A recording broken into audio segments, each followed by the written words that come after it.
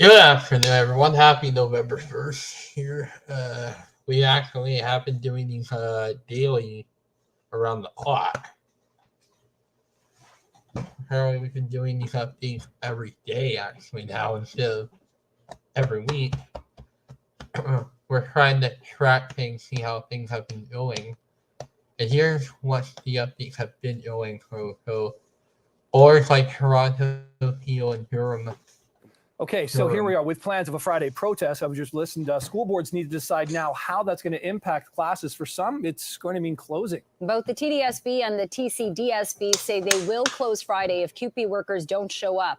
The same goes for the public and Catholic boards in Durham region. School boards in York and Peel regions have not definitively said if they will close or not, but the public board in York has told parents to start making alternate childcare plans. Education Minister Stephen Lecce joins us live now with more on this. Good morning, Minister Lecce. Thank you for joining us so early in the morning.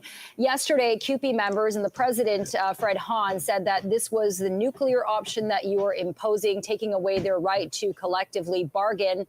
Can you tell us more about this 4-year collective agreement? Because CUPE members are saying that this is being imposed on them. Yeah, I mean, I think someone's got to say, how about the right of a student to be in class, the right of a child to be with their educator and their friends? I mean, honestly, folks, what these kids have been through in incredible difficulty over the past 2 years, every parent knows it. Their learning loss, the social emotional distress, the mental health challenges. We have an obligation as a government to say enough is enough. These kids have to be in school. And so that's why we offered the union Sunday an option to avert a legislated option today. We said, please do not proceed with your strike on Friday, which the union decided to announce.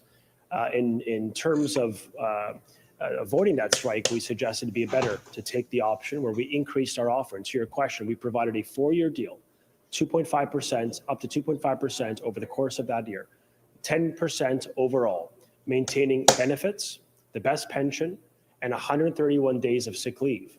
We said that we would increase our offer on Sunday in lieu for the union to withdrawing their strike, but they didn't. They insisted on the strike, and here we are today bringing forth legislation using every tool in the toolkit to deliver on the promise we made to parents, which is to keep your kids in school. Minister, I have kids. I want them in class, no doubt about that as well. Jennifer's mother of 3 as well. I understand your points about keeping kids in class. Absolutely. I don't think anybody disputes that. And I understand your talking point there. But I wonder in terms of the bargaining side of things, this does seem heavy-handed. I mean, why even bother bargaining if a government can ultimately just impose a 4-year contract on whatever union it may well be here? I realize you were far apart, 11.7% versus 2% here. But I mean, it just seems to sort of gut the idea of any sort of collective bargaining. It takes the collective out of it. We would have preferred a voluntary agreement. Our preference, quite obviously, is to have got a deal that all of us could live with. That would have been the obvious preference, because the last time I went through this as Minister of Education, we got an agreement with every education union in the province by working in good faith with our partners and keeping kids at the center of our debate, of our focus. Unfortunately, when the union makes clear on Sunday that kids, 2 million in this province, will be out of class on Friday, I will not be a bystander or hope for the best or that common sense prevails at that union. We will take action. We will send a clear message that children need to be in school, that the continuity of learning is paramount to their life, their productivity, their mental and physical health, as well as their academic success. We just had EQAO data out 2 weeks ago. I was on your show. Every parent at home knows this to be true. Their kids are falling behind. And so we have a plan to catch up. We've increased funding by 600 million. We've added 7,000 more education workers, CUPE type workers specifically since we formed office. But none of that matters, Nick, if these kids are not in school. And so, yes, we will use the tools available to elected government to provide stability on Friday and every day thereafter. I do not want to see strikes down the road, which is why we've used that provision of the Constitution to provide maximum stability and just provide some kids with certainty that they're going to be in school with their friends every single day. And yet, Minister Lecce, there doesn't seem to be certainty right now unless a deal is reached before Friday. CUPE members say they planned a province-wide strike on Friday, a political protest. They haven't answered whether or not that will continue on Monday or going forward. They kind of think that, you know, if they don't fight, the consequences are scary and that they'd rather deal with all that stuff later in court. So going forward, is this going to get really ugly because you're taking action, they're taking action? Where does the escalation end?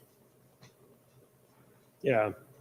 Look, we're reacting to a union deciding to put the province on a 5-day footing to a province-wide strike.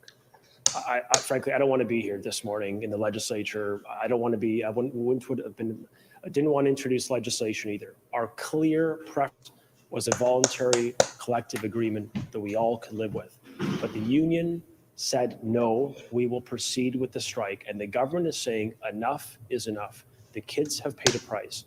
Their welfare must come first, which is why we're moving forward with legislation, regrettably as it is, but with the singular mission of keeping these kids in a positive, safe space. I think that is really important to their welfare and their long-term interests. And so I do hope over the coming days, cooler heads will prevail, that the union will continue to work with us in good faith. It's just sad that we're here because they had another way. They could have accepted a better deal, 10% over 4 years when we pay our education workers the highest in Canada, $27 an hour on average, with the best pension and benefits and 131 days of paid sick leave within 194 paid year of work. We offer our staff a good package. I recognize the challenge in the economy for all workers, but I also recognize that I'm not going to impose a nearly $19 billion increase to the taxpayer to pay for this, which is what the union has demanded. And so I just hope that the focus will be on kids' stability and that they will end this needless strike. Okay, Minister Lecce, we're going to have to leave it there for now, but appreciate your time this morning, and we'll keep following this throughout the day. Thanks for Yeah. Honestly, this is how we stand right now. As of this morning. As of this morning. As of now. The Durham School Board in Toronto and Durham are the only two that have confirmed that we are closed. Really, the only two boards that have really made decisions right now, as currently, is Toronto and Durham, or the boards in Toronto and GTA, or is Toronto and Durham. Durham has also made the decision that they will be closed. We wouldn't be doing remote learning. There will be no virtual apparently. So we wouldn't be doing virtual learning. We would just be staying at home for a while. So, fortunately, we still can't. Some of us can't believe that it had to come to this, but fortunately, problem is you are either faced with either walking off the job knowing that we will have to legislate workers back, or exactly this is actually has to be a violation because normally what should happen. Parents certainly don't want to see a strike. They don't want their kids stuck at home after 2 years of pandemic learning, but they also don't want to see teachers forced back to work, many calling this new legislation undemocratic. There is uncertainty and concern as parents pick up their kids from school on this Halloween day. They are losing hope that this would at last be an uninterrupted school year. That is very hard for parents that are actually going to work. Now we have to struggle to find the babysitters. It's sad because we finally have the kids back with some sense of routine and stability. And it would really suck to have to do that. But I understand. They have a right to strike. So, and I think they deserve more. Have you ever been in a classroom with like 35 people under the age of 5? Who wants to do that? I hope there's going to be a resolution or else it's going to be really difficult for everyone involved. It is a divisive issue. Some parents firmly believe this is not the time to strike. Bronwyn Alsop tells me her heart sank when she heard the news. After everything that our children have gone through in the pandemic is absolutely wrong on multiple levels. So the fact that they jumped from even a work to rule possibility to this was horrific. She is concerned the union is jumping straight to a strike, while other parents are concerned the government is jumping straight to legislation. They should be able to come up with some kind of agreement this week, like got 3 days set out, and yet they're going straight to legislation. Bargain at the table, get it done. There's no need to legislate, back to work.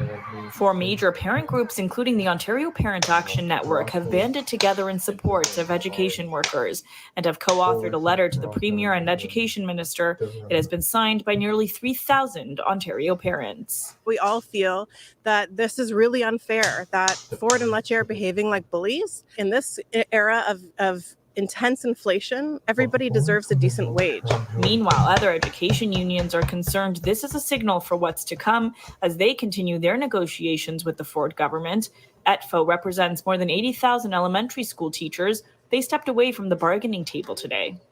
When it comes to democracy, things that have been negotiated, agreed upon, that are constitutional charter rights, we all benefit when those rights are protected. No government should be above those rights. The president tells me they aren't in a legal strike position, but will take part in solidarity actions. Our members, absolutely, we're going to be encouraging them to support CUPE during their lunchtime, before and after school. Honestly, board-wide, that we are looking at this, because there really were only 2 boards that have already made decisions. Toronto, Durham and Durham are really the only 2 boards within the PPA that have confirmed that we would be shut down as of Monday. So as of right now, just as starting school year, unfortunately, sadly, unfortunately, I can't believe it. Unfortunately, it has to come to this. But at the end of the day,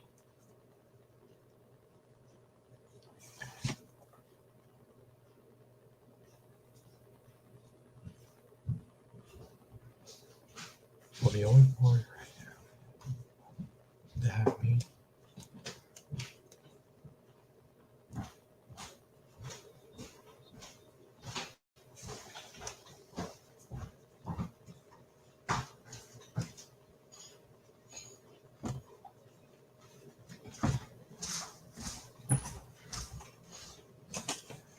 Well, then, officially I found out that the only 2 boards in the CPA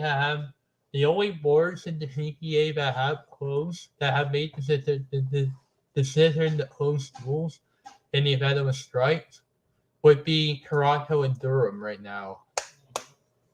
Other boards have not. I think Holland too. Toronto, Durham, and Holland have also made that decision to close. So,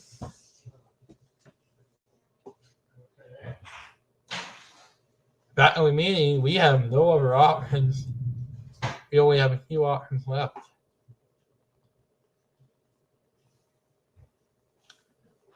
Actually, meaning, we'll be at home Monday. We'll be home Friday if this becomes a reality. If it become a reality, we will not be in school. I'm afraid. If this were. Wait, what? I'm going to have to run down to the store after work because I never got anything to eat for today.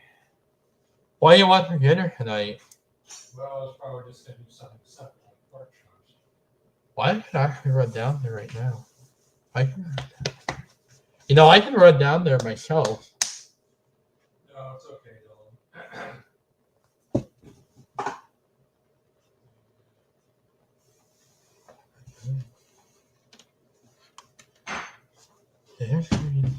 We can just run down there. A province-wide strike at schools is set for this Friday. The Ford government introduced legislation here at Queen's Park today to stop a strike, but the Union for Support Staff Workers says they'll defy the law and walk out anyway. This is about cuts, cuts, cuts. It is about depriving workers of their right to free and meaningful collective bargaining. The new legislation will impose a contract on Ontario's 55,000 support staff workers. They are the custodians, education assistants, early childhood educators, lunchroom and clerical staff that keep schools running. I certainly hope that my colleagues in the labor movement will see this for what it is, a blatant attack on workers' rights. 10 years ago, the Dalton McGuinty Liberals imposed a contract on teachers. The courts later ruled it violated workers' rights. But this new legislation aims to prevent that from happening. It promises to invoke the notwithstanding clause, which gives provincial governments the ability to override portions of the Canadian Charter of Rights and Freedoms. It is a monstrous overreach. They have employed the nuclear option. How is this not a violation of workers' rights, though? You are taking away their right to collective bargaining. We gave CUPE an option yesterday to come to the table with a reasonable offer. Enough is enough. There's got to be some stability. The two sides have long been far apart. The union has been asking for about an 11% raise each year during the 4-year contract. The government upped its offer slightly yesterday to a 2.5% increase to workers making less than $43,000 and a 1.5% raise for those making more. For workers who are objectively paid highest in Canada, who make more in our schools than they do in a hospital, a college, a university, or the private sector. The union wouldn't say if it will be a one-day strike on Friday or if it could go on for days, even weeks. That would be costly, however. The legislation will impose hefty fines of up to $4,000 a day per worker and $500,000 a day for the union. That could cost CUPE $220 million a day. The opposition is quick to blame the PC government for the standoff. We are spiraling into chaos in our education system. The fact is, the Ford government holds all the cards. It has a big majority, and it's not afraid to use the notwithstanding clause, which no other Ontario government has done before. Is there anything that can stop this government? Stephen Lecce's conscience? The government is definitely playing hardball. It's warned all along it will not tolerate any school strikes. Debate to pass the new legislation will begin tomorrow morning at 5 a.m., and it's expected to become law by 6 p.m. Thursday. Is a strike inevitable on Friday? It's hard to say. There are 3 more days of bargaining scheduled starting tomorrow. The union says it's presenting a new offer in the morning.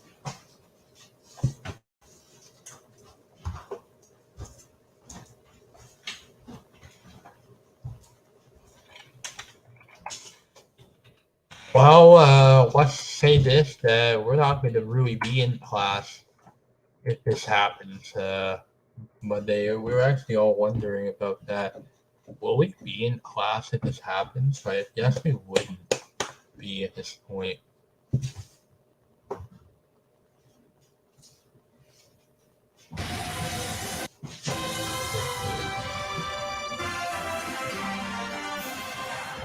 We would have preferred to get a voluntary deal. There is nothing in that document that would see workers choose to give up their legal right to strike.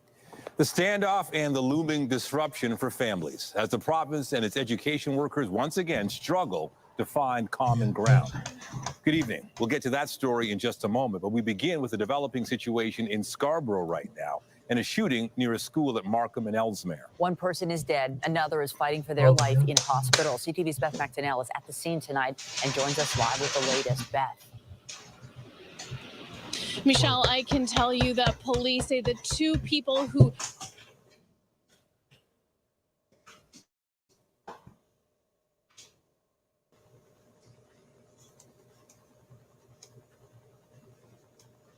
Let me get past it. Developing story. We'll have the latest developments online at Toronto.ca.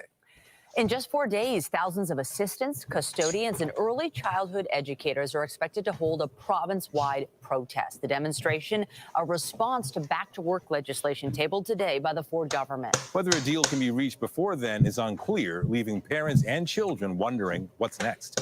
Queen's Park reporter Siobhan Morris joins us now to give us some clarity. Siobhan. Nathan, it's hard to see right now how a negotiated contract could be reached before that deadline and that walkout on Friday.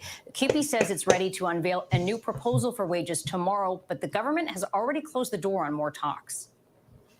They have employed the nuclear option. With the government working to pass legislation to force a contract on educational support workers and block a strike, CUPE is taking a bold step of its own on Friday. Our members will be engaging in a province-wide protest.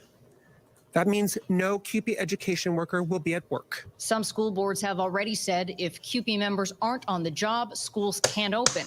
The government is fast-tracking legislation, but CUPE says they'll walk whether it passes this week or not. Honestly, that's not fair, and our kids deserve better. And I really hope that over the coming days we could come to our senses, and there will not be a strike that impacts children on Friday. CUPE isn't saying how long a work stoppage might last. Dressed as Rosie the Riveter for a Halloween news conference, Laura Walton acknowledges walking out will cost the union big. There are consequences, and we have shared those with our members.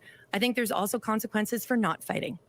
At what point, as people in Ontario, do we stand up and say, enough is enough? CUPE and the government remain at odds over pay. And I do believe these folks deserve more, which is why we're offering 10 points over 4 years, giving them entitlements and benefits and pensions and sick leave that most people could only dream of. CUPE had been asking for a close to 12% annual increase, citing years of stifled wages. They reason the province is running a surplus and has the cash.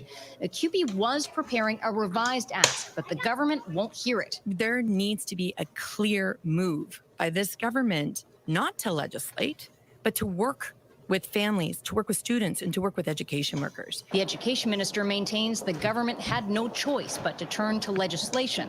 No responsible government would sit back and hope for the best. They should, and we are, taking action to ensure these kids remain in school. Ready to unleash the notwithstanding clause to get around an expected charter challenge. I think it's incredibly chilling. This isn't the first time we've seen this from this government, that when they don't get their own way, they're prepared to run roughshod over the rights of workers and students. The legislature will convene at 5 a.m. tomorrow to deal with second reading of the Keeping Students in Class Act. Stephen Lecce insists that what the government is doing today is about CUPE, that the government won't use a copy-paste approach in negotiating with other teachers' unions. Those teachers' unions have lined up today to express outrage at what the government's doing, imposing a contract. ETFO had a negotiating session today that it backed away from, saying they could not continue in good conscience. Reporting live from Queen's Park, I'm Siobhan Morris. Nathan, back to you. All right, thank you, Siobhan. Regardless of what side parents may be on, no doubt many will be frustrated by today's news. Coming out of a pandemic and long months with children unable to attend school, and now more uncertainty. Our Janice Golding has been speaking with families today and has that side of the story. As parents dropped their children off at Joseph Brant Public School in Scarborough this morning, many were wondering if they'd still be doing the same come Friday. We'll see what happens. We don't know what's going to happen, so that's a little concern. Yesterday, the Canadian Union of Public Employees said its 55,000 education workers would strike Friday if they don't reach a deal with the province. I'm not happy one bit, sorry. Working moms, it's hard. So if the kids don't go to school, we have to think about that, because I have 2 kids. I think it's ridiculous, because what parents going to do? Because they have to go to work. They can't find babysitter. Today, however, the government tabled a bill called the Keeping Students in Schools Act to legislate support staff, which include custodians, ECEs, EAs, and admin staff, back to work. The kid has already been out of school for too long, and then now it's ready to put them out from school again. I don't think that's the proper thing to do. I'm not surprised. I'm disappointed.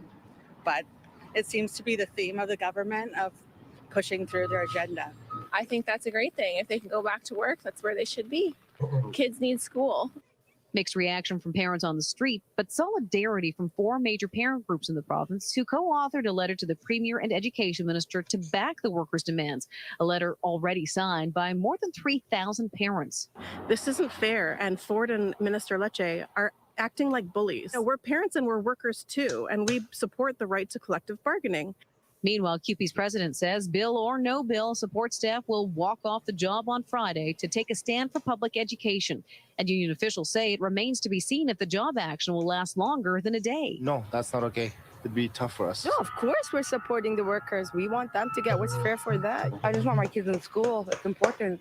These folks are working for very little money. We're living in an inflationary climate.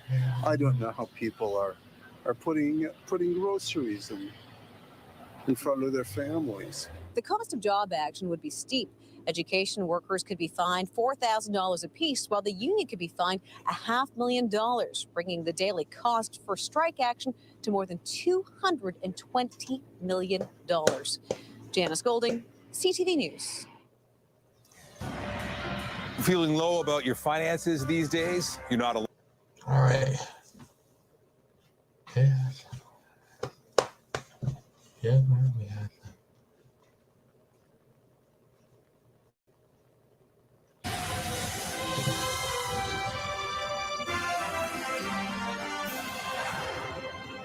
Grief counselors are at a Toronto high school today after a shooting. And we have extensive coverage. CTV. The substitute. Toronto.ca. A computer screen isn't the substitute for a classroom. That these kids need to be in front of the teacher. And we know the speaker, which is why we stood so strongly in the defense of a normal and full return to class, something that we know is critical to the life of a child. That was just the beginning of the debate on the Ford government's legislation to prevent a strike by CUPE education workers. It was just after 5 this morning. CTV's Siobhan Morris reports on the saga playing out today in the legislature. In the dark of a new day, good morning. A weary greeting as MPPs gathered for a rare 5 a.m. session. The legislature convened so the government can pass a bill by Thursday, one that forces a contract on educational support workers represented by CUPE. There was some early morning brain fog. For more than 2 years, we've been negotiating with education unions for 2 months rather. But getting this done is a priority for the government. We cannot afford to put our young people through another roller coaster of school closures and learning disruptions. Right now, our students need stability. The government challenged on the wage increases it's prepared to offer. Why they're content with an offer that is going to continue to force workers to go to food banks to feed their children. We came to the table looking to make a deal with a significant increase of up to 10% over 4 years. CUPE had been asking for 12% annual increases. There's anger about imposing a deal rather than negotiating one. This government is violating the rights of 55,000 Ontario workers, and those workers are parents too. Newsflash. The government maintains it had no choice. We're talking over 1 million parents that would take work off because you want to feather the nest of the heads of the union. That's unacceptable. CUPE says its members won't be on the job Friday, whether legislation passes or not. And that report from Siobhan Morris. In Ottawa today, the Prime Minister weighed in on the labor dispute, suggesting the Ontario government is going too far in overriding the Charter of Rights and Freedoms. Using the notwithstanding clause to suspend workers' rights is wrong. I know that collective bargaining negotiations are sometimes difficult, but it has to happen. It has to be done in a respectful, thoughtful way at the bargaining table. The suspension of people's rights is something that you should only do in the most exceptional circumstances. And I really hope that all politicians call out the overuse of the notwithstanding clause to suspend people's rights and freedoms. So you've seen the various sides weigh in. Now let's get a legal perspective. Carissima Mathen is a law professor at the University of Ottawa who specializes in constitutional law. She joins us live now. Professor, what's your reaction to the notwithstanding clause being used in this situation? Well, I think it's a disturbing pattern that we're seeing from a number of provinces now. We had 30 years where the notwithstanding clause really hadn't been used. And now in the last 5 or 6 years, we've seen it being invoked almost routinely. And the issue here is that while all of the rights in the Charter are subject to reasonable limits, so the government could pass this legislation imposing a contract on the workers and then argue that that's a reasonable limit in court, by invoking the notwithstanding clause, you short circuit that possibility and you remove all possibility of the courts reviewing this this decision to see, is it actually a justified limit? And so if we start to see that happen more routinely, then it's fair, I think, for Canadians to ask, how strong are our charter rights? Maybe we should step back. What was the original intent of the notwithstanding clause, and is it being used with that in mind? Well, there's debate over that. Certainly, the notwithstanding clause was a relatively late addition in the constitutional negotiations leading up to the enactment of the Charter of Rights in 1982. It was a condition of the bargain that got a number of provinces to agree to the Charter of Rights.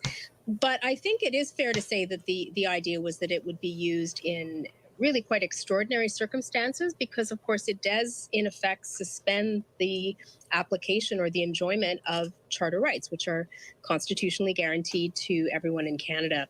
So I think you can have a debate as to whether the intentions in 1982 still hold force today. We of course have now had 4 decades of interpretation of the Charter and taking the Charter in various directions.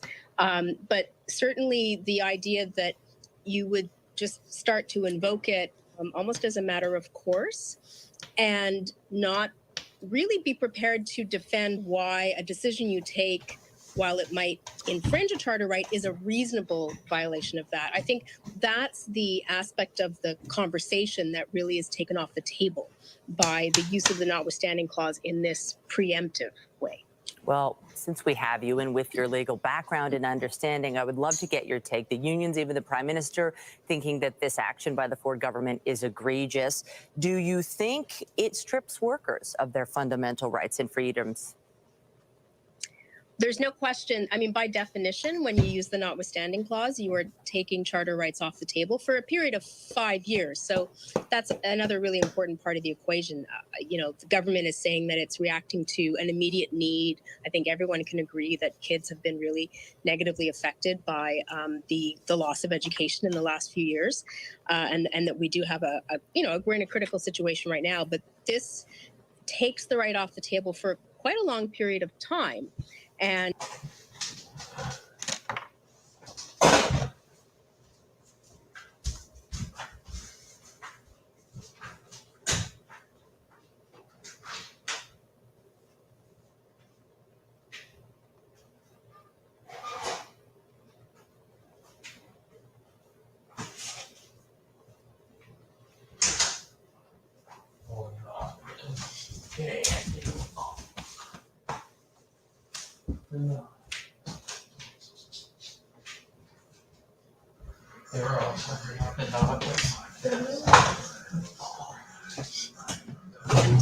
I think that that's something. It's a serious moment for Ontario, potentially for all of Canada, and it's one that people should be thinking about. They should be mindful of this, because even if it doesn't affect you personally in terms of the particular right that's at issue, the Charter of Rights as an instrument to protect rights does affect everyone in Canada.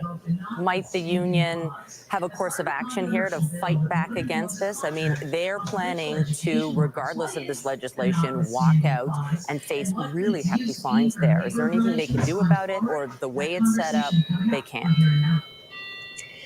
So I think there's a division between actions that they can just take because they may calculate that it's politically worth it. So, for example, to risk very severe fines and other penalties, or they can try to challenge it in court. The problem is that we have precedents that would make that a very uphill battle, and we'd have to eventually get the Supreme Court of Canada to weigh in to depart from those precedents, to maybe insert some limits on how the notwithstanding clause is used. Well, Karishma Mathern, we appreciate you weighing in on this situation. Thank you so much for your insights today. It's my pleasure. Take care. Let's talk about the forecast, Lindsay. Well, I think we now know what the notwithstanding clause would be. Well, it's nice that we have done everything over the last 24 hours. I want to watch the debate, what happened during the legislature. No. Reminding the federal government, Quebec chooses its own immigration target and has a 50,000 person a year ceiling to protect the French language. Justin Bieber, CBC News, Montreal. I honestly. Chris Barber was the first to testify today. He's the owner of a trucking company who says he felt the public health mandates were hurting his business. But Barber admits there was division among the convoy organizers, calling out one in particular, Pat King. How did I have a power struggle between each other? Oh, what? Right from day one, it was just Let's go to that page and now let's go to that. Let's go to the public question period and see.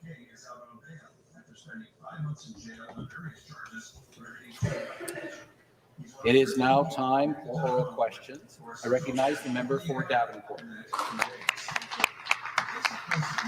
Thank you, Speaker. And my question is to the Premier. Good morning, Premier. It's good to see you here. Yesterday, the Minister of Education said he was tabling Bill 28 because it was in the best interest of students. Let me say, Mr. Speaker, that's pretty rich, coming from a government that has shown time and time again how little they actually care for our kids and our students. They've underfunded our schools, they've increased class sizes, they forced kids into online classes, and they kept kids out of classrooms longer than any other jurisdiction, Speaker. That is not the behavior of a government that cares about kids, and neither is Bill 28. Will the Premier stop this, roll up his sleeves, and work with education workers to invest in our students? To reply,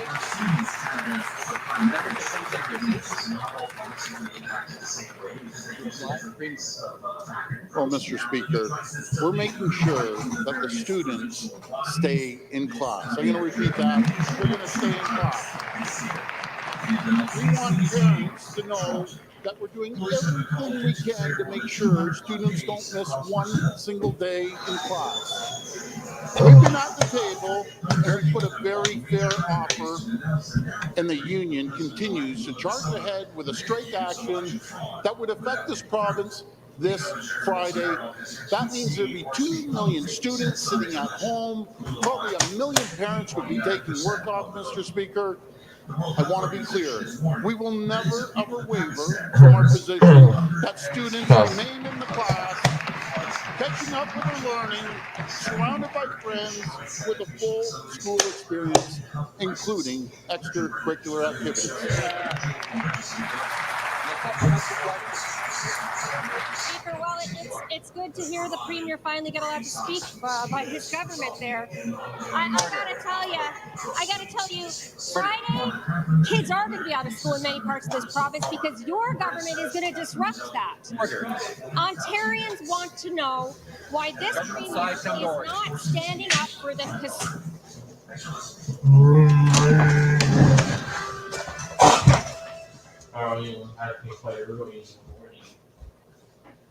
Yeah, I actually have my work.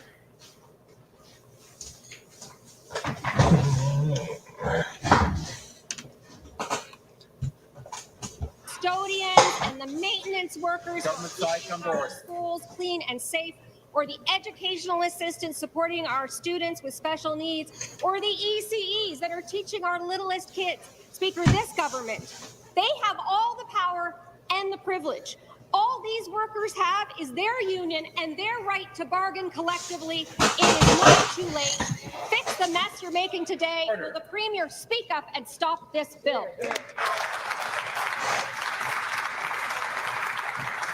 Remind the members to make their comments to the chair. The Premier. Mr. Speaker, there's only one party in this chamber that is standing up for students and parents, and that's the PC party. The Liberals, Mr. Speaker, the Liberals and NDP, they want to make sure they stand up for the heads of the union. Mr. Speaker, our party differentiates between labor and labor leadership. We support the frontline labor folks. Mr. Speaker, we support the fact that the frontline folks get 131 days. We're okay with that, of sick days. But what we don't support is the unreasonable request from CUPE leadership that they demand a nearly 50% increase.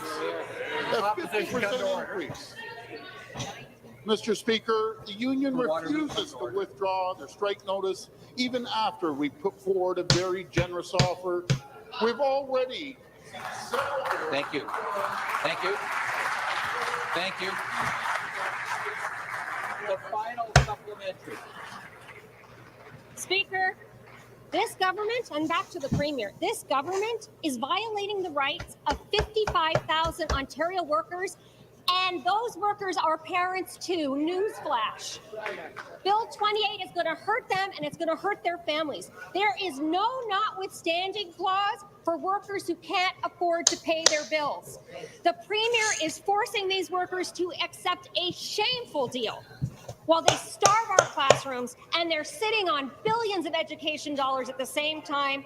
And you know the irony, Mr. Speaker, the irony is that this bill, this government, is going to force the education workers out. That's what's going to do it. This bill is going to close our schools. This bill right here. Will the Premier stop coming after workers, tear up this terrible bill, and return to the bargaining table today? We're on.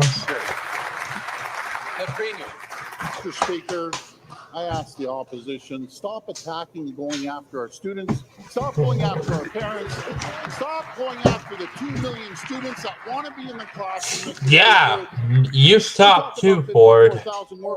You are not nice. You are actually a dictator. Because you want to feather the nest of the heads of the union. That's unacceptable. We want to take care of the front line, hardworking education. Hey, yeah, you know, people at my mom's news live stream, we are all in solidarity with the head of the QP. Again, we do not want to strike, but we are all in solidarity with them. I think the labor needs to find new labor leadership.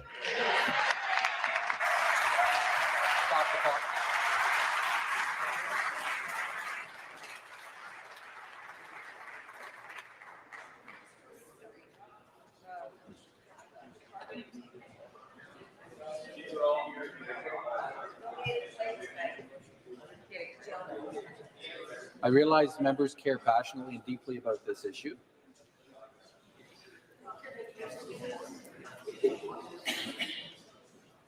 But I need to be able to hear the member who has the floor.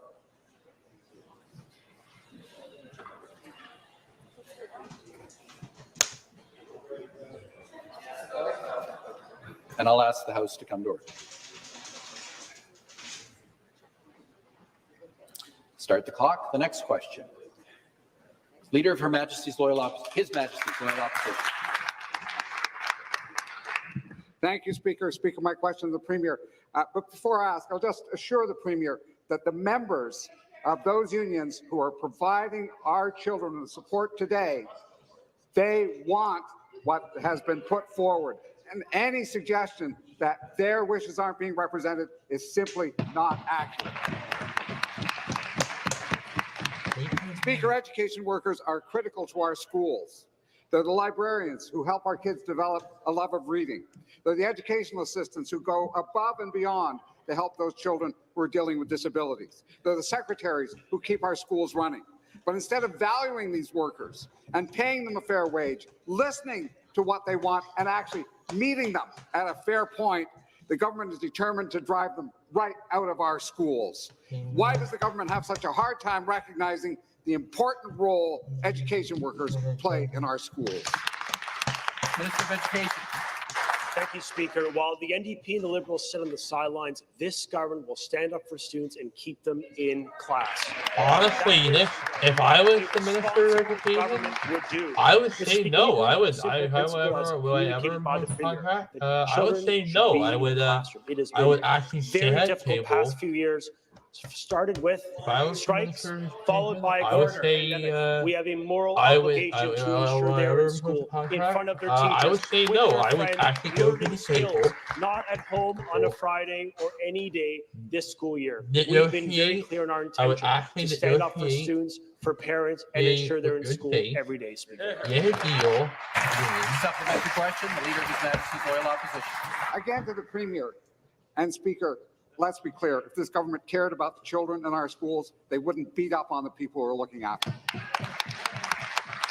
Yesterday was a dark day for Ontario workers. Bill 28 not only disrespects education workers, but it also tramples their collective bargaining rights by imposing a contract, denying them the right to strike, and levying fines against those who dare defy the Premier's orders.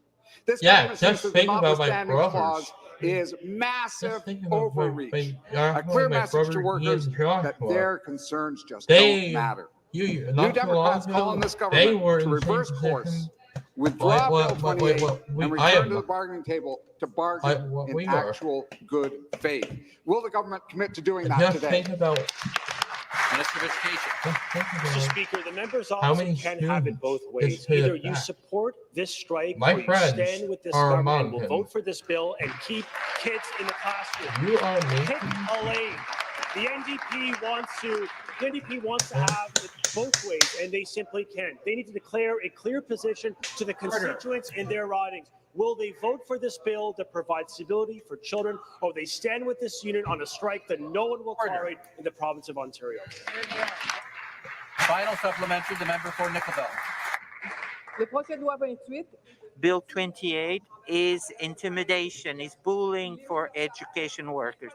Those workers have already very bad salaries. They go use food banks, and our children are the ones who will pay. The Premier will create a humanitarian crisis in our schools, as they did before, with people who have low salaries. Will the Premier pull back and support the education workers and come back to the negotiation table? Thank you to the member opposite for the question. We are very committed to keeping kids in school. We've heard from the voices of parents who have told us the difficulty and Honestly, the hardship what they this have is faced doing, with Bill respect to the 28. pandemic and the strikes that I preceded remember what it just a happened few with short Bill. years ago. I remember Mr. Bill Speaker, 5. while we remain committed to getting a deal with any willing partner in education to provide stability, Honestly, we will not we're- tolerate impacts on we're kids. done. We will not We are- accept a I am child being out of actually school going to for even protest. one day. You know what I'm gonna We're do? taking action I'm to stand protesting up for with children them. while we continue And I'm in good faith with our protesting labor partners to with get a deal so that we With can all And I'm bring gonna forth be a program protesting that is fair with for the workers whom workers. we respect. It's why we're hiring 1,800 more of This them is in why this we're program. saying It's that why this is this gonna tax progressive on conservative government has workers. hired 7,000, nearly 7,000 more education workers to date. This minister sounds like Donald Trump. Mr. Speaker, we'll continue our work, Quote, listen to parents, Trump. stand up for students, and keep these kids in school. We are now in Donald Trump territory. I'm Realize saying this is out of order, but I want to welcome the school children who are here in East and West Public Galleries. We're glad to have you here to observe question period. Stephen Lefebvre sounds like Donald Trump. And that's because he is like Donald Trump. And I know that all members will join me in wanting to impress those school children today. Legislating contracts of workers Start is the not clock. a big deal. Next question, member for Ottawa West Nepean. Monsieur le Président. Les travailleurs et les travailleuses. Education workers help our students every day. They kept schools going even when they closed. They love their work. They want to continue supporting students, but they want to pay the bills at the same time. The government's bill attacks such important workers that cannot And now invoking the pay their notwithstanding bills. clause. Why does the Premier This force to is here to be the recourse worst. We are in for a at the rough bill year. We are rather in than for a rough negotiate winter. with these workers in a reasonable way? Mr. Speaker, it was just Sunday where we brought the union in a room to discuss an option to avert a strike, which QP alone called Effective Friday. They put this province with 5 days notice of a province-wide strike impacting 2 million children. Member for Davenport, come to order. Member for Niagara Falls, come to order. It is our position, Speaker, that is unacceptable and inconsistent with the values of parents who want their kids in the classroom. We agree. We understand the hardship this pandemic has imposed on kids and working parents. And we believe they should be in school. They should be with their educators. They should be with their friends. That should be a position supported by every leadership called Effective Friday. They put this province with 5 days notice on a province-wide strike impacting 2 million children. Member for Davenport, come to order. Member for Niagara Falls, come to order. It is our position, Speaker, that is unacceptable and inconsistent with the values of parents who want their kids in the classroom. We agree. We understand the hardship this pandemic has imposed on kids and working parents. And we believe they should be in school. They should be with their educators. They should be with their friends. That should be a position supported by every member in this legislature. And the Premier's right. We stand alone. We have now upped our live streaming from weekly supplementary to question. daily. We I'm going to support kids by sending their grown-ups to a food bank. Crystal, who lives in Ottawa, West Nepean, is a library tech, supporting over 600 started disabled schools. She works increasing long, the rate exhausting of live days, then stream. comes home to a diet of canned beans and rice because Here's that's all what we she did. can We afford. increased She does yard duty the and live shoes streaming with holes in them count. because she can't afford to replace them. She still loves her job and she We can't started fathom doing anything increasing else. But this government is we've been doing them every day this week. Instead of trampling on the rights of workers like Crystal, will the Premier actually step up to support Crystal and the 620 kids she supports by scrapping this shameful bill and coming to the table to negotiate a fair deal? Minister of Education. Mr. Speaker, we remain entirely committed to keeping children in school. We believe these kids have There's paid a great Patrice price. at the pandemic. I think Barnes, it's absolutely responsible for this government to stand up and ensure they remain in class right to June without disruption. That is the obligation we have to families. Guess We received what, the mandate Mr. from the people of this province to speak for these kids, give them a voice. We committed in the summer to a normal and stable I got return to class, and we are fulfilling that through this legislation, which we hope will Not only pass that, designed to provide stability. and nothing else justice rights. Thank you very much, Speaker. My question is for the Minister of Municipal Affairs and Housing. Speaker, Ontario's housing supply is in a crisis. Housing was the leading issue concern during the provincial and the municipal election. We share these concerns with our members opposite. What are we gonna do? Bill 28. Sure, especially people with special needs like me. Our salaries keep going up despite inflation. Why does the Premier and the Minister The member from Toronto, St. Paul. Thank you. This question is to the Premier. The Conservative government introduced back-to-work legislation that disregards the value of 55,000 CUPE frontline education workers in our schools, many of them the lowest paid workers in education, who are disproportionately women and BIPOC people. This government legislation blocks workers' bargaining rights, charter, and human rights. Speaker, these are workers who make an average of $39,000 a year as custodians, bus drivers, librarians, education assistants supporting students with disabilities and behaviorals, lunchroom supervisors, hall monitors, and early childhood educators. They're also parents. My question is to the Premier. The Premier's salary is over $208,000 a year. The Minister of Ed is over $165,000 a year. Their salaries keep going up despite inflation. Why does the Premier and the Minister think their work is 5 times more valuable than education workers caring for Ontario's children in our schools? Look at- Why are PCs paying education Yeah, workers below look at thousands of inflation? children that Thank have you. been taken home. Minister of Education. Thank you very much, Notice Mr. how many Speaker. times- Mr. Speaker, we're committed to keeping kids in the classroom where they belong. We think that is the priority of all parents in Not this only province that, who've seen the hardship, the but what disruption, and the happened is regression in some- learning, in mental and physical health, and social emotional well-being. Not even We within have 2 to days, stand up for not these even kids and within give them a half a voice day. in this debate. Wait, They have I been on caught the COVID. sidelines for I too had to long. stay out They've for 5 been days. these Haven't strikes have been been imposed on them for over 30 to 40 years. And I think it's absolutely I appropriate was for the government to use staying every home tool at our more. disposal to ensure stability Yeah, and to what protect can the you do? in-class learning experience these kids deserve in Ontario. You do it. Put my friends in. That's your question. Put my friends. Government's keeping students Hey, in put my class act friends. will not keep students in class. It is bad legislation that disregards parents like Candace in my community who might have to struggle to find unaffordable childcare if education workers are forced to strike. This preemptive strike legislation, similar to Conservative Bill 124 that produced a mass exodus of nurses from healthcare, will push education workers out the door, never to return.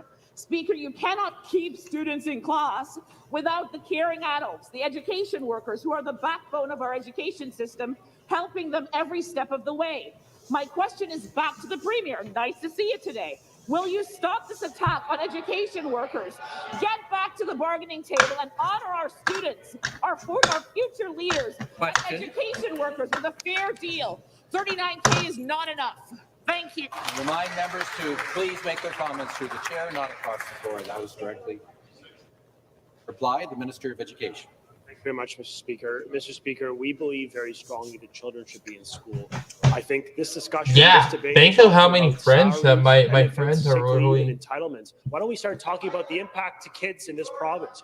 Yeah, The impact look on at how many mental friends that have and been physical health, impacted by this. learning loss that they Look what you feel did. at home Why when they're not not in front of their COVID? educator. Paul's come to order. We believe They'll be strongly back. that kids should be in September. school. We've increased This investments in guy public interrupted education to the your- highest your levels voice reported for me. in the history of Yeah. Ontario, $680 million more dollars. Okay. But in addition For to the me. investments and the Me. 7,000 I more have education to- staff we've you- hired since we came to power, we believe It as the really first be- principle of our plan to catch up, kids Yeah, have to I'm be in gonna say school. And this that's to what be we're fighting clear. for. It's why we brought forth this bill in In response to September, this has not been who's another put themselves on a trip path to for strike this me. Friday. And then we had We will do another what is rough right. year. to It keep wasn't these for kids in me. school. For me. The next question, the member for Guelph. Speaker, my question is for the Premier, and I want to be clear. I want students back in school in clean, safe,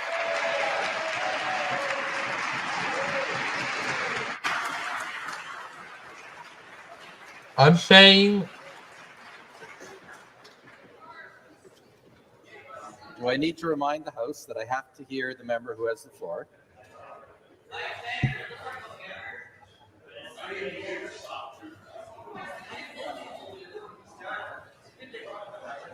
we're making this clear. I You just are got more to spark. say. Not too long ago.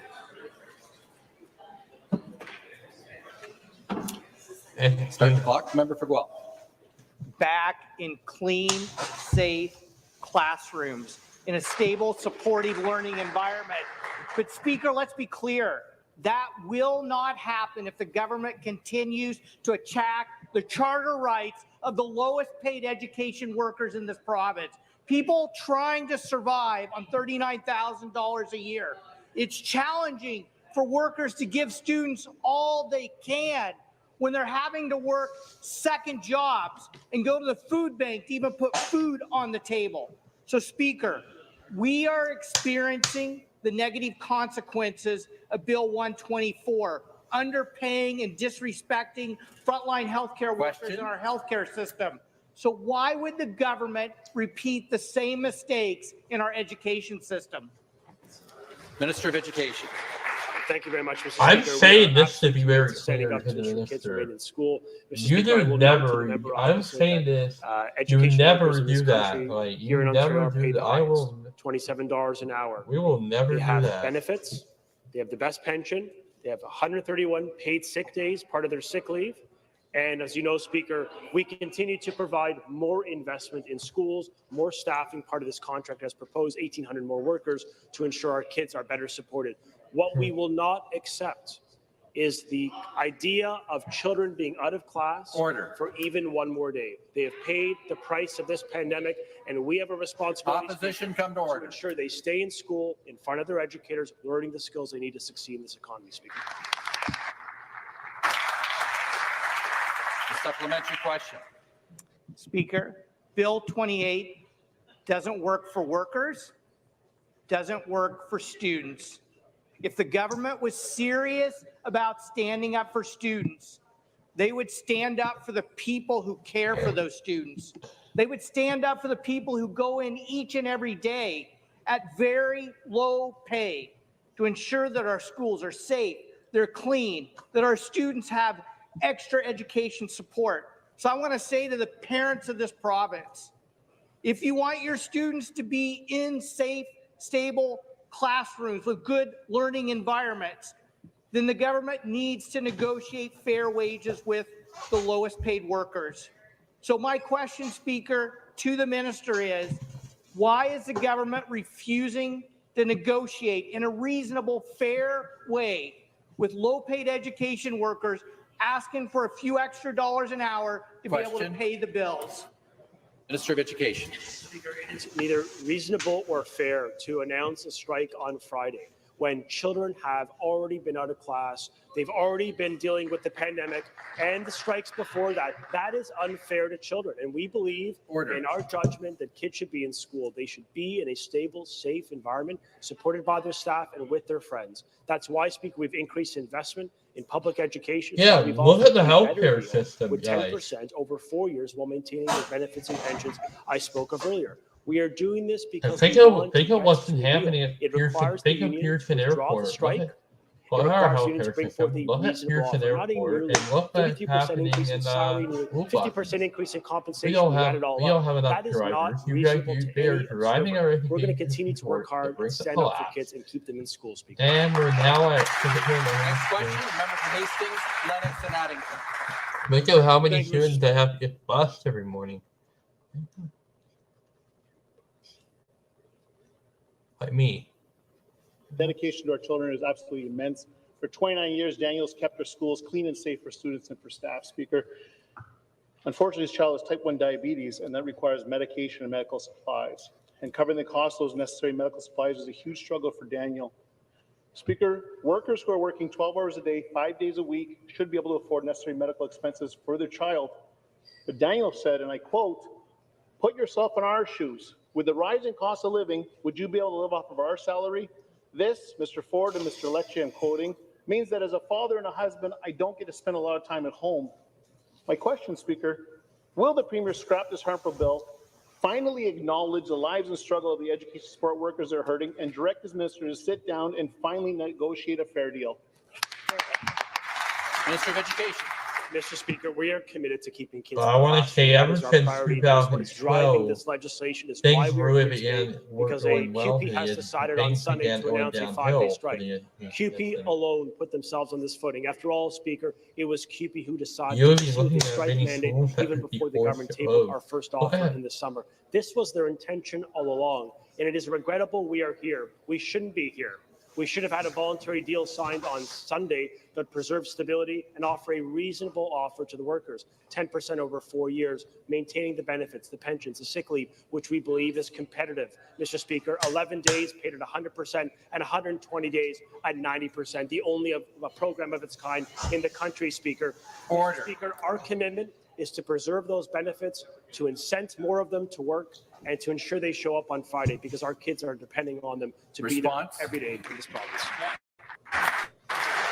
Supplementary question. Mr. Speaker, it would be lovely to hear from the Premier. The Premier was talking about supporting frontline folks. I want to remind you that 96.5% of those workers voted with the union and agreed with the negotiations. Let me tell you about Charity. I keep telling the Premier, Speaker, about Charity. She's a full-time education support worker who earns so little from the Conservative government that she goes to food banks. Yesterday, I asked a question about it, got ignored by the Premier. I hope we get an answer today. So Charity doesn't understand why the Conservative government continues to attack workers like her. She called me yesterday and she said, "I am so scared right now. I'm honestly terrified. My kids are wearing the same Halloween costumes from last year because we couldn't afford new ones. I just want to go grocery shopping. We deserve better than the food bank." Speaker, will the Premier finally answer and tell Charity why he doesn't care about her children or about workers like her? Let's get an answer. Education. Thank you, Speaker. Thank the members opposite. I think the Premier and every member of this Progressive Conservative Party is committed to ensuring Charity's children could be in school. That is the first obligation of this province. Yeah, It is look our at what's been responsibility happening to since ensure these 2012. kids have stability, because children in Realize Ontario from and families in this province have 2012. seen this story before. The never-ending strikes imposed under successive premiers, under different parties, and parents have had enough. That's why, Speaker, we brought forth the bill with regret, knowing that there was an option for the union. Withdraw the strike and proceed with negotiations with the government. But they opted to proceed with this strike that no one wants, that will impose hardship on children. And the government has been clear on our obligation. We will ensure kids are in school. We will work every day to ensure they catch up. And that, Speaker, starts with them being in class in the first place. That's why, Speaker, we are prepared to meet with the negotiating team at any point, so long as strikes are off the table in this province, Speaker.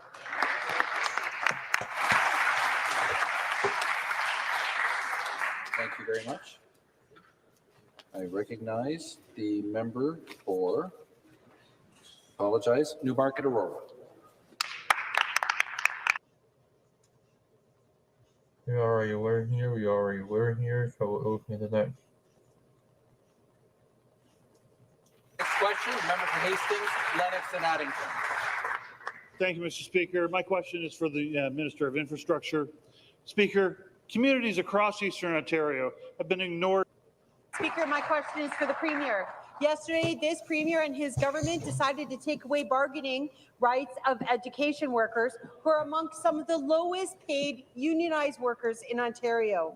My office spoke with an education worker who called his action undemocratic and unfair.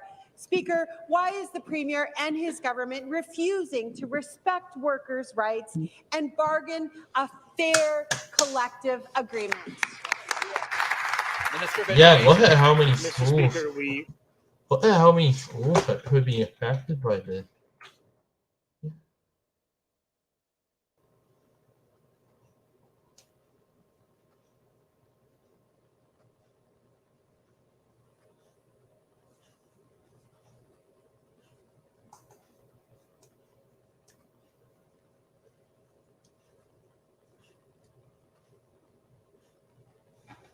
If it will close.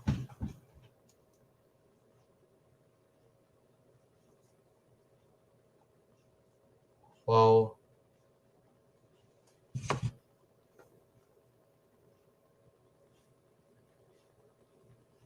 Jesus.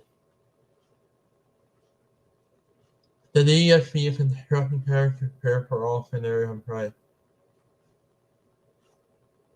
In fact, yeah, we will be closed. So as a result of that, we will be closed. We will in fact be closed.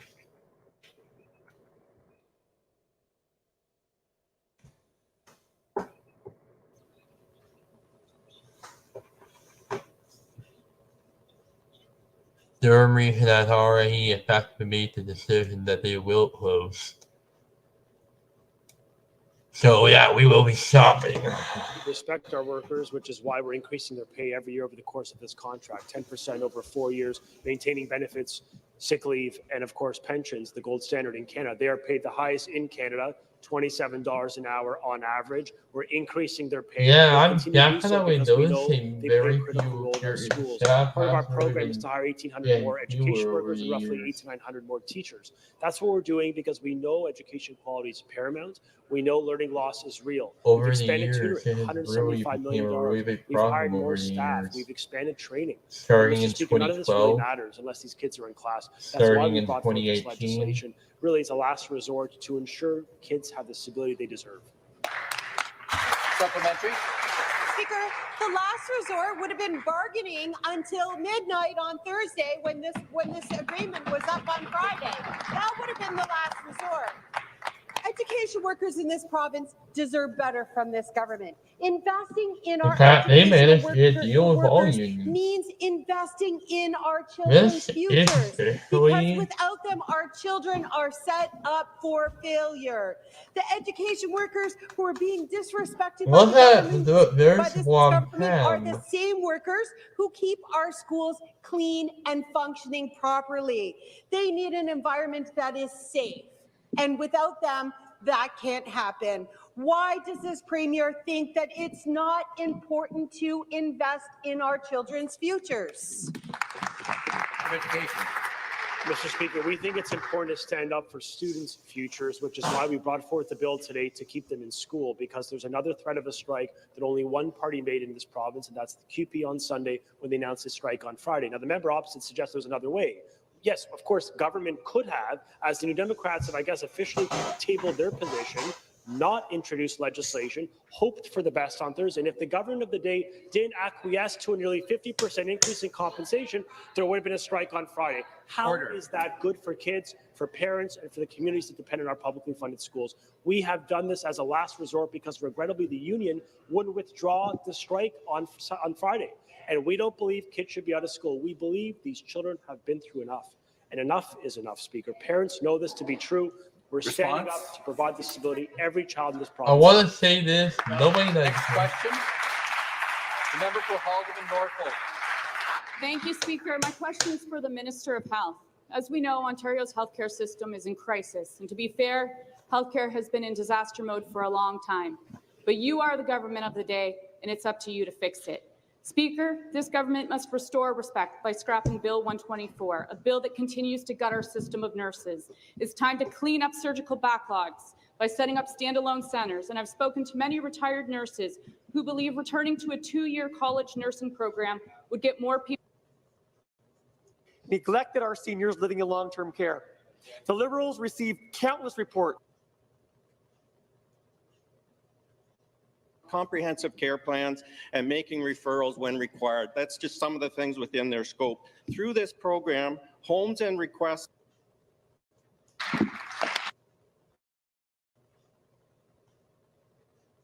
Thousands of women and men who do these jobs every day. Clarksdale High Park. Thank you, Speaker. My question's to the Premier. Education workers are early childhood educators and educational assistants, custodians and administrators. Schools literally wouldn't function without them. Tens of thousands of women and men who do these jobs every day are the lowest paid workers in our education system. They show up every day and work hard so our children can have the best education possible. The Premier always talks about being there for the little guy. He talks about how he's always working for workers. My question is, how about putting all of that talk into action?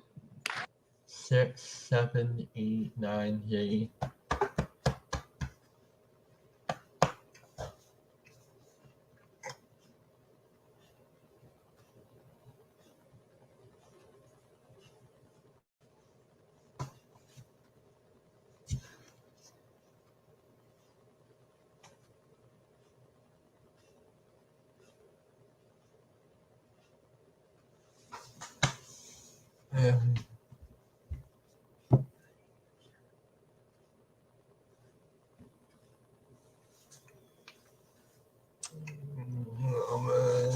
And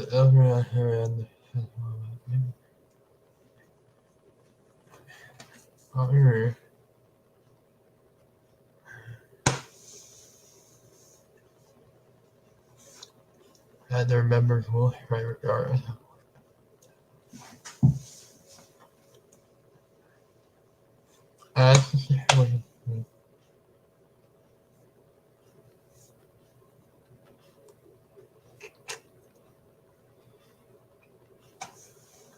It is when schools are closed, however.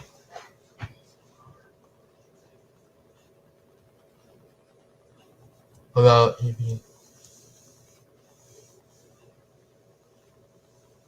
or on Friday and afterwards, Friday and afterwards. Minister of Education.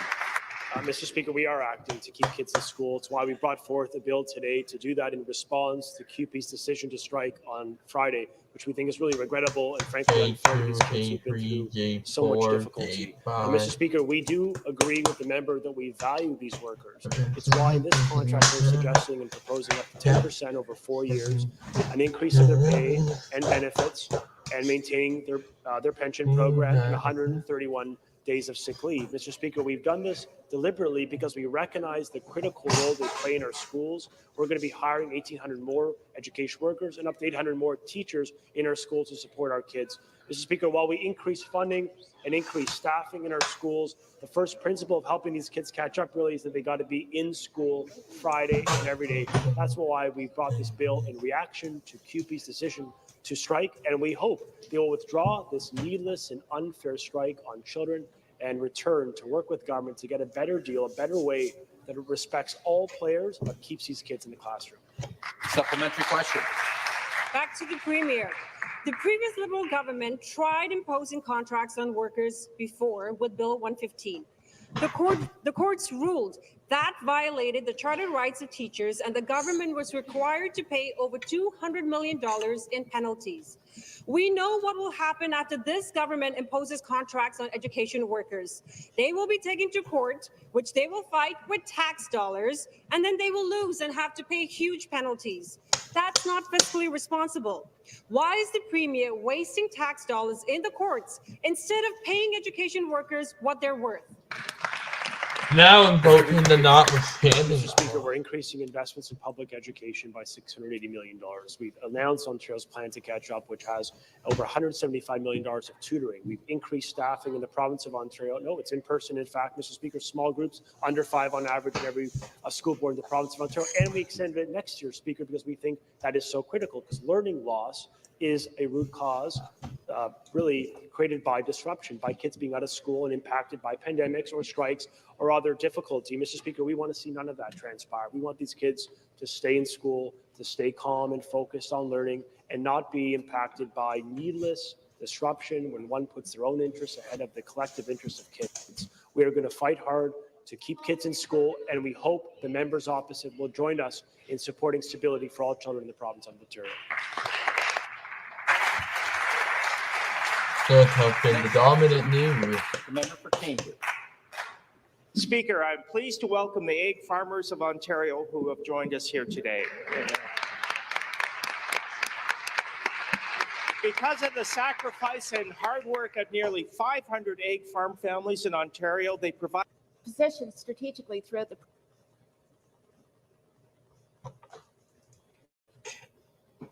opportunity. Why are we accepting where? Every advantage.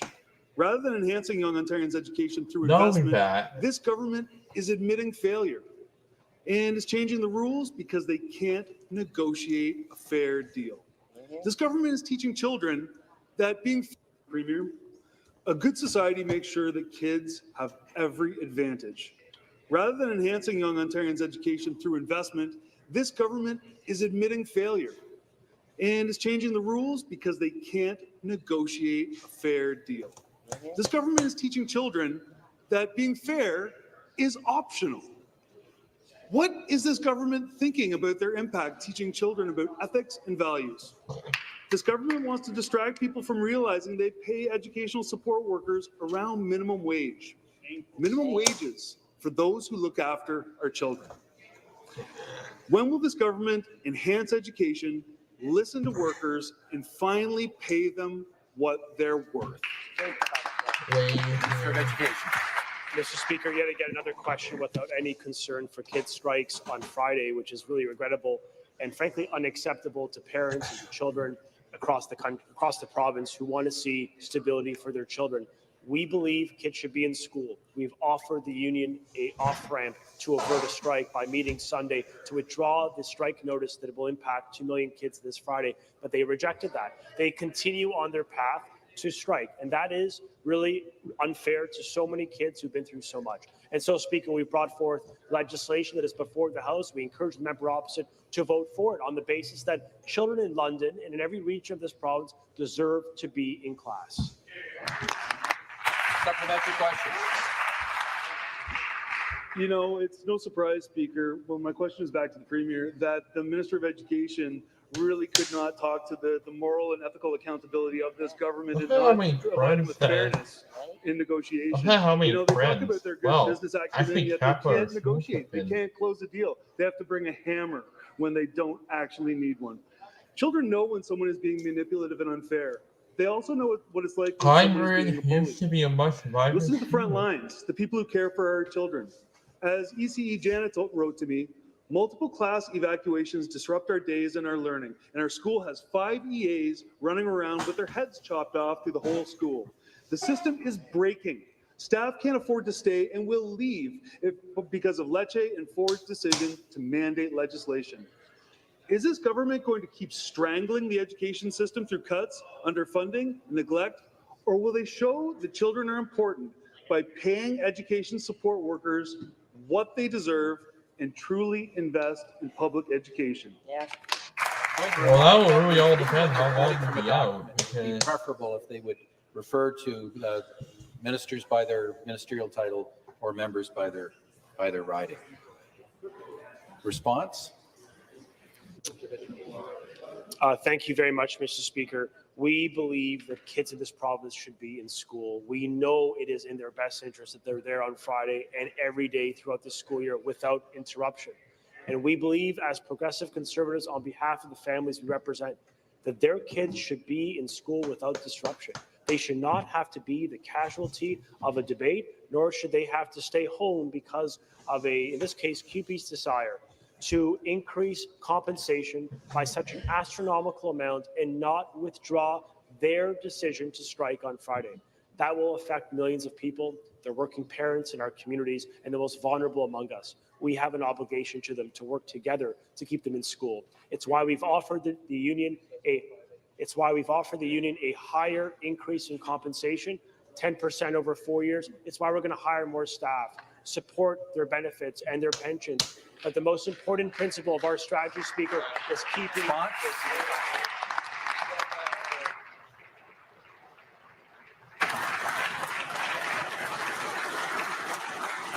concludes the question period for this morning. In room 228-230. So everyone is welcome and staff included. Thank you. Go Blues.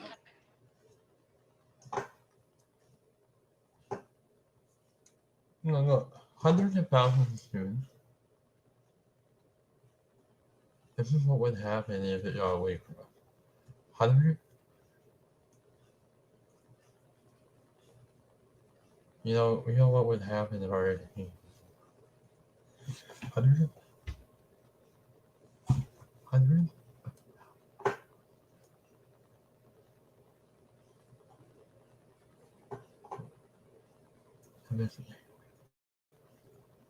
Hundred?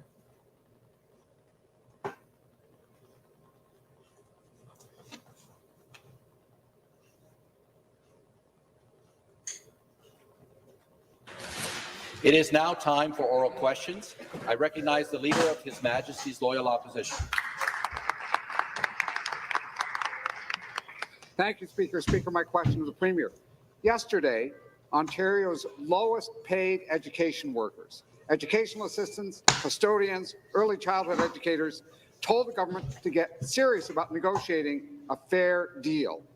But instead of respecting the process, today the Education Minister will move to impose a contract on these workers and ban their right to strike. His actions have brought us to the brink of disruption in our schools. He's creating an unnecessary crisis for families and for education workers. Will the Premier stop these reckless actions and get back to the bargaining table today? To reply, the Minister of Education. Mr. Speaker, our government is unyielding in our commitment to keep kids in the classroom. That is the most important thing. That means I feel like we'll be out of class on Friday, and the likely will not be going back. In modern history, their mental and physical health, their social and emotional development, and their academic success is at risk. The union has confirmed yesterday they're on a path to a strike effective this Friday. And so yesterday, the government reached out to this specific union with the intent of offering a better deal, 10% over 4 years, maintaining the best pensions and benefits and 131 days of sick leave in this country. That is a reasonable offer because nothing should come in the way of a child's right to learn. It has been so difficult on children. And that's why, Speaker, we're standing up.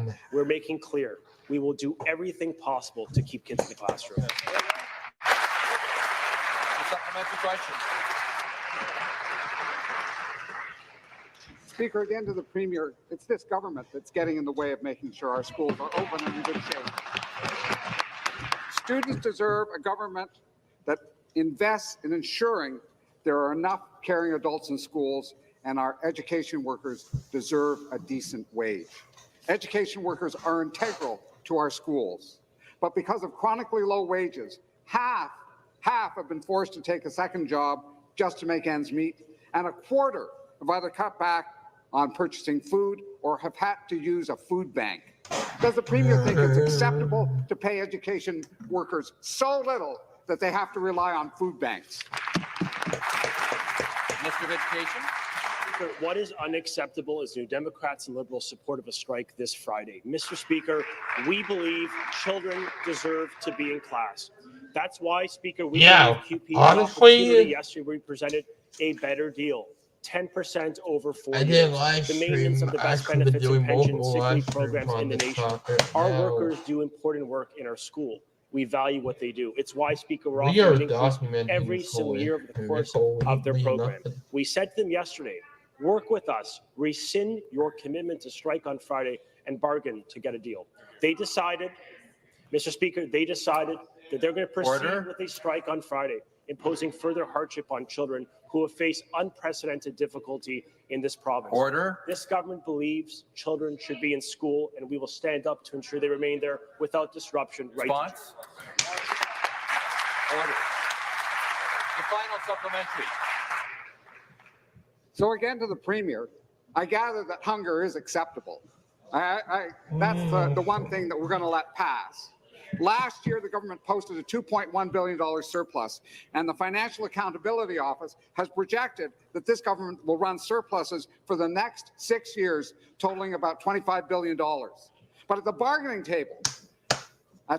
table, the minister says the cupboard is bare for Ontario's lowest paid education workers. Education workers support students in schools every day, but this government would rather cry poor than pay them a fair wage and protect education. Why is this government so intent on shortchanging our schools and our education workers? Minister of Education.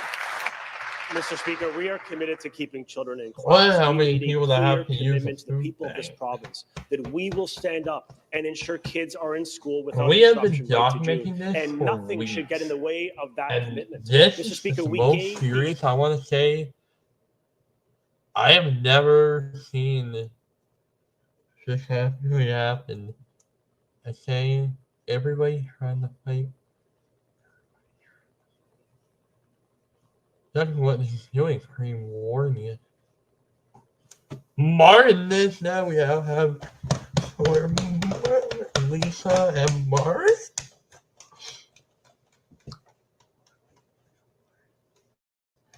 No, Martin's the name Storm. union an opportunity. And with great regret, they said no. They're going to proceed with the strike on Friday, impose further hardship on the children we all represent. We have to speak for kids in this debate. We have to give them a voice in this discussion. We have to ensure they are able to be in the classroom, learn the fundamentals they have missed over the past 2 to 3 years. Keeping in mind, Speaker, just 3 years ago, they faced union-driven strikes and then a global pandemic. Official opposition, come to order. Everything possible as we have to date to ensure children remain in class. Member for Davenport, come to order. Friends getting back on track. The next question, the member for Sudbury. Speaker, education support workers are the backbone of our schools, but most can't make ends meet. In August, I told the Premier about Charity. She was the full-time education support worker who relied on food banks to help feed her children. Food banks, Speaker. I asked the Premier then if you'd commit to a pay increase So far, so that Martin education has support been workers like the Charity only wouldn't one, have to right? rely on food banks. And today, that answer is a resounding no. The Conservative government is set to impose a contract on education support workers, denying the right to bargain I a fair think wage. that she could end up Speaker, being a slightly why does the above. Conservative government think it's acceptable to force workers to work for so little? Minister of Education. Speaker, we are firmly committed to keeping kids in the classroom where they One- belong. We believe one that day is so after important another. to helping these kids catch up. We have Mr. Lisa Speaker, we have and heard from Martin. leaders, pediatric experts about the challenges of mental health on children, their I physical believe health, for the their only social time and with emotional Martin. regression, and their academic regression this is taking the place first time as a we've had result The of member for learning. Davenport will come to order. And Mr. Speaker, when you hear these stories of individual children and the plight they have faced over the past years, it is incumbent on everyone in this legislature to ensure that they are in a classroom supported, loved, and cared for by their educators and with their friends. Our plan to might catch be up making is premised on courage keeping them in the go classroom. in honor. And so, yes, Speaker, we are going to stand up and ensure children remain in school without disruption. Oh, and Owen. The member for Sudbury, supplementary question. Speaker, the minister wants to talk about children. These are children whose parents have to go to food banks in order to feed them, and he ignores it and looks the other way. Last week, I met with a room full of education support workers, and Corey was one of them. She is a single mom of 2. She loves her job as a cleaner and works hard to ensure students are safe and that they have a healthy school environment, Speaker. Corey told me she recently had to move in with her parents just to make ends meet. Corey is underpaid and she's overworked, Speaker. She wants a fair wage so she can support her children while doing a job she loves, a job that is But important. tonight we've Will the actually had Conservative two government and new the minister students finally already in recognize the that education support workers Lisa, like Corey the trouble, deserve more than a for nickel Lisa, the trouble so they can for support Martin. student success? Lisa Martin. Minister of Education. Mr. Speaker, we are absolutely committed and will take action to ensure children remain in the classroom where they belong. Mr. Speaker, yesterday we went to the union and we offered them an increased offer from the last that we have tabled. 10% Order. over 4 years, maintaining Martin. the Member best for pension, Ottawa Centre, come to order. the best sick leave program of 131 pay days, in addition to the best pension. And Mr. Speaker, when we gave the union an off-ramp to avert a strike, to withdraw their commitment to strike on Friday, they regrettably doubled down on their demand for nearly 50% increase in pay. Opposition, come to $19 order. billion increase in the taxpayer when applied sector-wide, because we know, Speaker, whatever we do with education workers becomes the minimum standard with our educators and those unions. So, Speaker, we brought forth a reasonable offer that preserves the in-class learning and protects the rights of children to learn. We're going to continue to do everything possible to keep kids in the classroom. Again, to the Premier, it'd be lovely if you could answer. Good morning, Premier. It's good to see you. Speaker, this is not how you build a quality education system. Our kids will have less support in schools if the Premier keeps chasing away education workers with these poverty wages. Martin. People will be at the table all week ready to negotiate with the Conservative government, Speaker. Will this government commit to not tabling preemptive legislation and instead return to the table and bargain a fair deal that will invest in our schools and education Well, support? actually, we're actually went further to the left. So we can get Speaker, further. we are firmly committed to doing everything humanly possible to keep kids in the classroom. And that's why we have been clear on that commitment from day one with all education unions, Well, which we've this been is bargaining in good close faith, to- with the intent closer of than landing a close voluntary enough. deal. But And what almost we will back not into accept proximity. is a strike on children after this global pandemic and recent strikes by the unions just 2 to 3 years ago. Children should be in the classroom, and our government will do everything possible and take the action that families want to keep their kids in front of their teachers in the classroom in every region of this province, Speaker.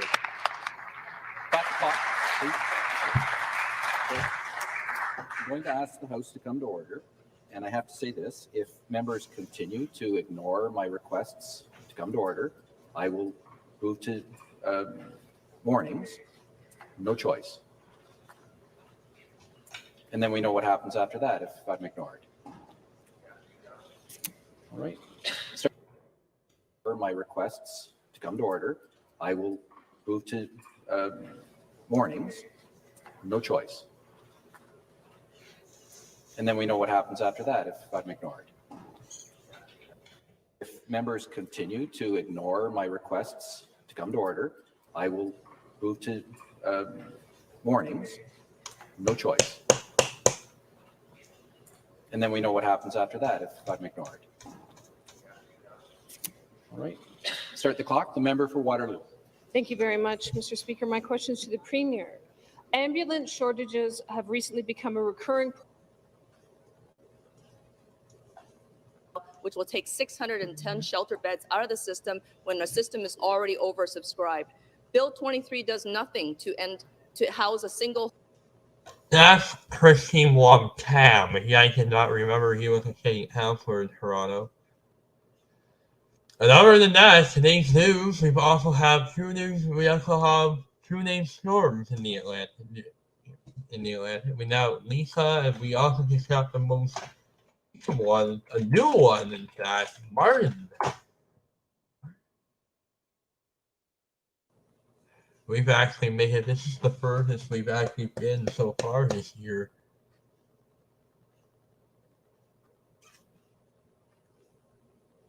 Actually, this is not even close enough.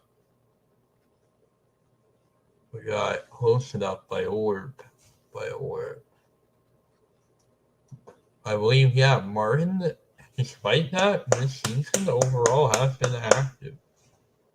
Despite having not an active first August.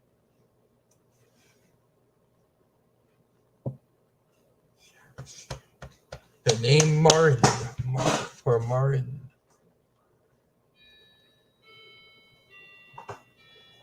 Yeah. Yeah, here. Yeah, I gotta hop off here, so I hope you guys have a wonderful day, and see you guys at the next stream. So, I'll be live, we'll do another stream tomorrow, so hope everyone has a stay and have a wonderful time. Bye!